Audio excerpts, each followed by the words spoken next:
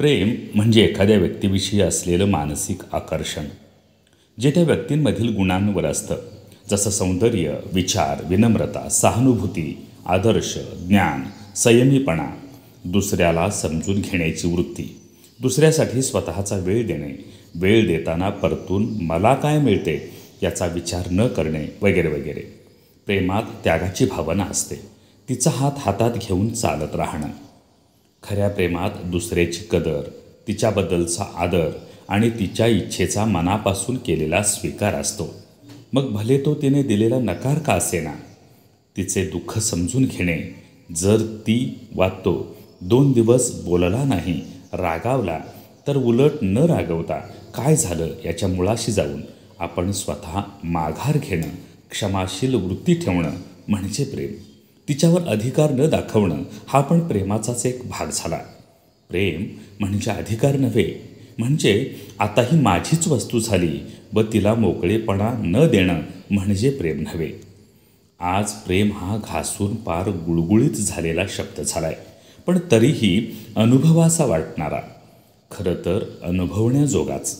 प्रेम हे नाजूक, हळवे असते. प्रेम हा शब्दच आपल्याला खूप काही बोलून जातो.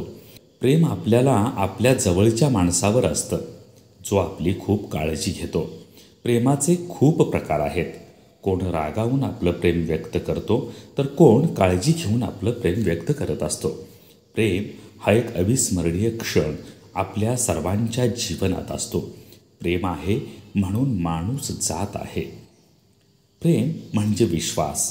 माझे ज्या व्यक्तीवर प्रेम आहे व ज्या व्यक्तीचे माझ्यावर प्रेम आहे, मग ती व्यक्ती माझ्यासाठी जे जे करत असेल त्यावर माझा पूर्ण विश्वास असेल. त्यात मी एक कणही संशय घेणार नाही म्हणजे प्रेम. आपलं हृदय खूप जपून ठेवा. ते खूप नाजूक असतं. काही छोट्या छोट्या गोष्टी आणि घटनांचे त्यावर गंभीर प्रभाव पडत असतात. किमती रत्नांना एकमेकांशी जोडून ठेवण्यासाठी देखील सोन्या चांदीचे कोंदण बनवावे लागते.